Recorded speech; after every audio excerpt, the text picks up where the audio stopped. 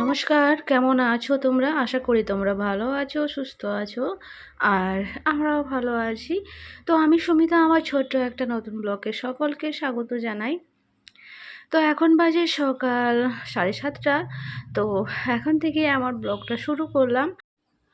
তো সকালে প্রায় আমি ঘুম থেকে উঠেছি 5টা। আর যেহেতু মেয়ের স্কুল খুলে গেছে, তার জন্যে আর কি সকাল সকাল তো ঘুম থেকে উঠতেই হবে। ঘুম থেকে উঠে মেয়েকে রেডি টেডি করে স্কুলে পাঠিয়ে স্কুলে দিয়ে এলাম। আর বড়মশাইয়ের যেহেতু মর্নিং স্কুল, তাই আমাকে যেতে হচ্ছে আনতে আবার দিতে। তো আর আজকে যেহেতু বৃহস্পতিবার, তাই ঘরদোরগুলো আমি মুছে পরিষ্কার করে নিয়েছি। তো প্রথমে আমি ঝাঁটিয়ে পরিষ্কার করে নিয়েছি, তারপরে আর মুছে নিচ্ছি। তারপর আর কি বলে ওটা, হ্যাঁ, তো বরমশাইদের তো 10 তারিখ থেকে বাচ্চারা আসবে। আর মানে টিচাররা হলো যাচ্ছে 3 তারিখ থেকে। তো আর কি, আর মেয়ের স্কুল ছুটি হবে 9টায়। যেহেতু গরম আছে এখনও, তাই তাড়াতাড়ি ছুটি হয়ে যাচ্ছে ওদের স্কুল 9টার সময়। তো ঘরদোরগুলো ঝাঁটিয়ে পরিষ্কার করে আর এখন তারপরে বাড়ির কিছু কাজকর্ম আছে, রান্নাঘরে টুকটাক বাসনপত্র আছে, সেগুলো ধুবো। তারপরে যাব মেয়েকে আনতে। তো এই কাজ আর কি। তো চলো ঘরদোরগুলো আমি মুছে পরিষ্কার করে নিই।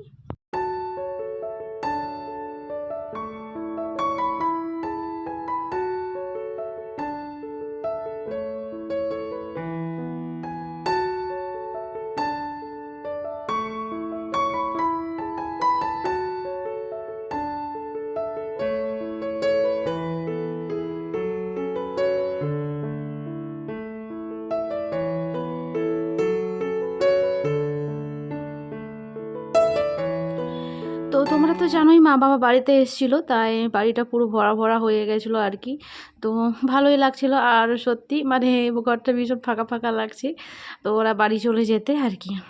তো বাড়িও যেতে হবে। তো থাকতে তো বলেছিলাম। আর যেহেতু আমাদের চাষবাস করা হয়, ধান চাষ, আলু চাষ, সব রকমই প্রায় চাষ করা হয় আমাদের। আর এদিকে যেহেতু বর্ষায় ধান হয়, তো তার জন্য আবার বিশেষ করে ওরা বাড়ি গেল। আর ধান মানে ধান গাছের জন্য যে ব্যানতলাগুলো ফেলাতে হয়, তো সেগুলো তো ফেলতে হবে। আর আমার দেওর আছে, তো ও তো কাজকর্ম করছে আর কি, বাড়ির কাজে যায়। তো তার তো সময় হবে না, তো বাবাকেই করতে হয়, করতে হবে আর কি। তার জন্য বিশেষ করে আবার বাড়ি গেল। তো ধান টান লাগানোর পর তারপরে আবার আসবে বলেছে। তো দেখা যাক কী হয়। আর আমি স্নান টান করে ঘরদোর মুছে মেয়েকে এনে স্নান করে নিয়েছি। আর স্নান টান করে ভাতটা বসিয়ে দিয়ে স্নানে গেছিলাম। আর এসে দেখো ভাতের অবস্থায় 12টা বেজে গেছে। পুরো ভাতগুলো উতলে উতলে পড়েছে গেছে। আর বরমশাই চলে এসেছে। আসলে যদি বলে দিয়ে যায় তাহলে রান্নাঘরের দিকে খেয়াল রাখে, নয়তো রাখে না, এরকম আর কি। এসে আবার দেখি ভাতটা হয়ে গেছে।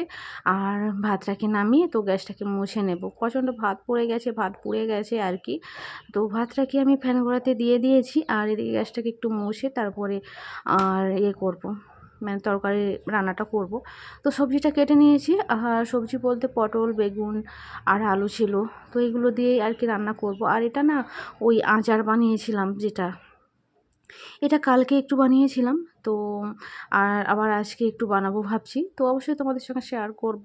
আর এটা শেয়ার করা হয়নি। তো চলো আগে তরকারিটা আমি ঝটপট করে রান্না করে নিই। শুধু মাছের ঝোল করব ভেবেছিলাম, তারপরে ভাবলাম না, ছোটো ছোটো ওই লাল আলুগুলো যে বাবারা এনেছে, তো সেগুলো আছে। তো ভাবলাম সেগুলো চলো ভাজা করি আজকে। তো আগে তরকারিটা বসিয়ে দিই, তারপরে আলুটা কেটে নেব আর কি। আর তেলটা শেষ হয়ে এসছে, তো তেলও আনতে হবে। তো যাই হোক, এখানে তেল গরম হয়ে যেতে তেলের মধ্যে আমি 5 ফোড়ন, তারপরে দিয়ে দিলাম পেঁয়াজ। তো এটাকে ভালোভাবে ভেজে তারপর সবজিগুলো দিয়ে দেবো। আর তো মাছ আছে, তো দেখলাম 6 পিস মাছ আছে। তো এখন 3 পিস রান্না করব আর 3 পিস ভাজা করে রাখবো তো সন্ধ্যের জন্য। তো চলো, তোমরা ভিডিওটা অবশ্যই শেষ পর্যন্ত দেখো। আশা করি তোমাদের ভালো লাগবে। আর ভিডিওটা ভালো লাগলে অবশ্যই একটা লাইক দিয়ে যেও, তাহলে আমারও কিন্তু ভালো লাগবে। তো আর ভুল ত্রুটি হয়ে থাকলে প্লিজ মাফ করে দিও। তো আমি সেরকম মানে ভালো পারি না তো বানাতে। তো যেরকম পারি তো তোমাদের সঙ্গে সেটাই শেয়ার করছি আর কি।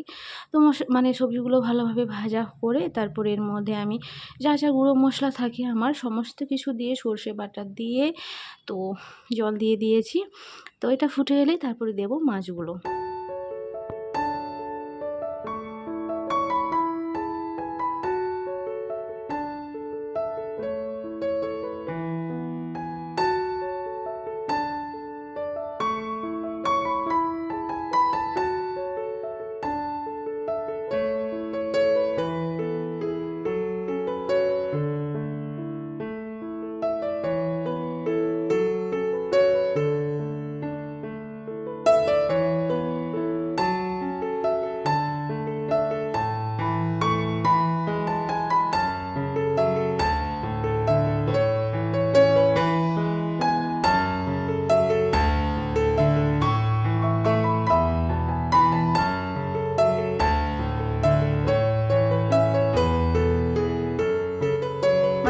ফুটে এসছে। আর এবার মাছগুলো দিয়ে দিচ্ছি, আর 3 পিস মাছ আছে, এগুলো পরে ভাজা করে নেব আর কি। তো চলো তরকারিটা হয়ে যাক।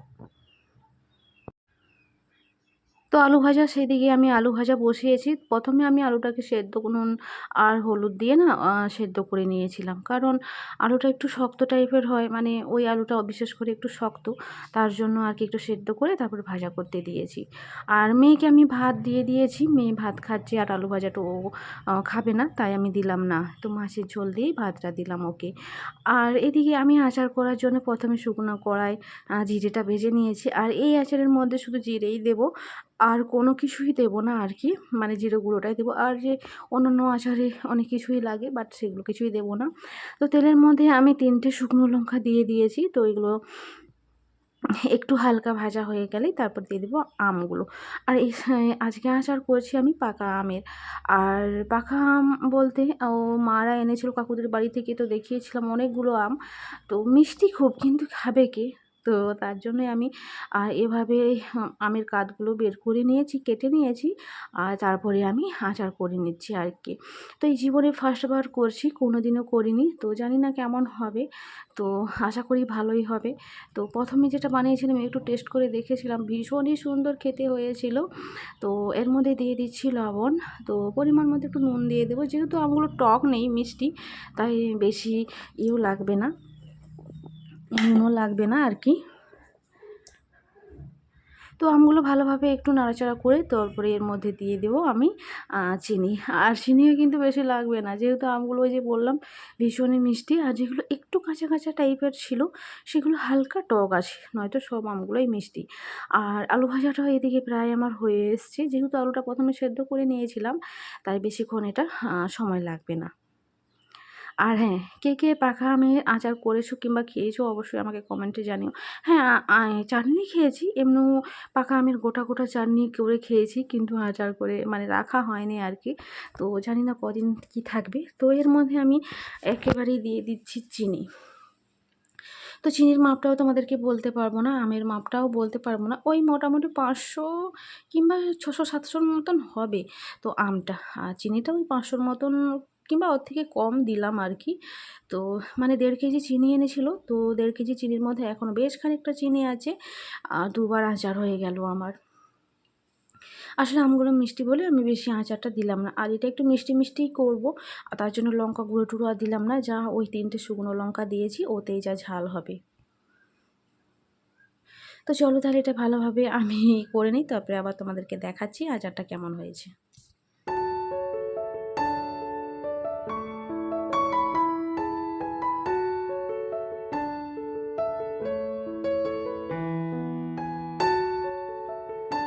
তো অনেকক্ষণ, প্রায় 1.5 ঘন্টা 2 ঘন্টা হয়ে গেছে আমার আচারটা একেবারে লোতে দিয়ে রেখেছিলাম। আমি আচারটা বসিয়ে মেয়েকে খাওয়ালাম, তারপরে মেয়েকে রেডি করিয়ে পড়তে পাঠালাম, আমরা নিজেরা খেলাম, খেয়ে একটু বিশ্রাম নিলাম, মানে মাঝে মধ্যে এটা নাড়তেছিলাম আর কি, যাতে নিচে না বসে যায়। দেখতেই পাচ্ছ খুব সুন্দর একটা মানে কালারও এসছে, আর একটু আঠালো টাইপের হয়ে গেছে। তো এই পজিশানে আমি ওই জিরে যে ভেজে রেখেছিলাম সেটাকে গুঁড়ো করে দিয়ে দিয়েছি, আর কিছু মশলা দিইনি। আর এবার এটাকে ভালোভাবে নাড়াচাড়া করে গ্যাসটা এখন অফ করে রাখবো। তো এটাকে আবার সন্ধেবেলা একটু গরম করে নেব, মানে আর একটু ভালোভাবে পাকিয়ে নেব। এরকম নাকি ঠান্ডা করে করে নাকি পাকালে আচারটা নাকি অনেক দিন থাকে, আর খেতেও ভালো হয়। তো হ্যাঁ, আমি এরকমই করি। তো আমার প্রায় দু বছরের আচার এখনও আছে, কিছুই হয়নি। শুভ বিকেল বন্ধুরা। আর এখন দেখো মানে এত পরিমাণে ঝড় উঠেছে আমাদের এদিকে, তো বলে তোমাদেরকে বোঝাতে পারবো না। আমি তো পুরো ঘুমিয়ে গেছিলাম, হঠাৎ ঘুম ভেঙে দেখি না মানে বাইরে ভীষণ হাওয়া দিচ্ছে, আর কেমন একটা ওয়েদারটা লাগছে। তো আমি দৌড়ে এসে বাইরে দেখি না ভীষণ মেঘ উঠে গেছে, আর হচ্ছে ওটা কি বলে হাওয়া দিচ্ছে, প্রচণ্ড হাওয়া দিচ্ছে, আর জামা কাপড় তো বাইরে মেলা হয়ে আছে, যদি বাই চান্স বৃষ্টি চলে আসতো সমস্ত কিছু ভিজে যেত। আর আমার পেছন দিকটা তোমরা দেখেই বুঝতে পারছো কত পরিমাণে মেঘ উঠেছে। আর আমার কিন্তু ঘুম এখনও পর্যন্ত ছাড়েনি, তো আমি তাড়াহুড়া করেই মানে বাইরে বেরিয়ে এসেছি আর কি। তো যাই হোক চলো, আর জামা কাপড়গুলো সব গুড়িয়ে নিই, কাজটা সব সেরে নিই, তারপর আবার তোমাদের সঙ্গে দেখা হচ্ছে। তো এখন বাজে সন্ধ্যে 7:30, আর রান্না বান্না বসিয়ে দিয়েছি অনেকক্ষণই, নিজে ভাত হচ্ছে, আলু সেদ্ধ দিয়েছি। আজকে বৃষ্টি হচ্ছিল বাইরে, আর মাছ ভাজা আছে, তো আমার রাতে মাছ ভাজা দিয়েছে, খাওয়া হবে। আর তখন যে আচার বানিয়েছিলাম, এই যে আচারটা একটু আরও ভালোভাবে গরম করে নিচ্ছি, পাকিয়ে নিচ্ছি আর কি। আর দেখুন 2 হাত ধরে করলে জিনিসটা অনেকদিনই থাকে, তার জন্য আর কি। তো তখন আমি করেছিলাম, আর এখন একবার ভালোভাবে এটাকে ইয়ে করে নেব, পাকিয়ে নেব, তারপরে কালকে চালের মধ্যে দেবো। পাখা আমের আচার, তো ফার্স্ট ওয়ার্ড করছি আর কি। তো একটু চেখে রেখেছিলাম, খুবই সুন্দর হয়েছিল খেতে, খুবই সুন্দর। তো খুবই সুন্দর খেতে হয়েছিল আর কি। তো তো চলো রান্নাটা করে নিই। আর তো আজকে মনে হয় এই যে বিকেলে ঝড় হয়েছিল, ঝড়ে আম পড়েছে বৌদিদের, তো দিয়েছি। কী করবো, এত ভালো লাগে না, আমগুলো ভীষণ মিষ্টি, কিন্তু খেতে ইচ্ছে করে না আর কি। আমি বলছি মা আম শক্ত করবো, তো দেখা যায় কালকে যদি রোদ হয় তখন আম শক্ত করবো আর কি। তো চলো তাহলে ভিডিওটা বেশি বড় করবো না, আর বাইরে ভীষণ মেঘ উবার করছি। তো আজকে এই পর্যন্ত। তো চলো আমার দেখা যাচ্ছে তোমাদের সাথে নতুন একটা ব্লগ নিয়ে। তো তখন পর্যন্ত ভালো থেকো, সুস্থ থেকো, গুড নাইট।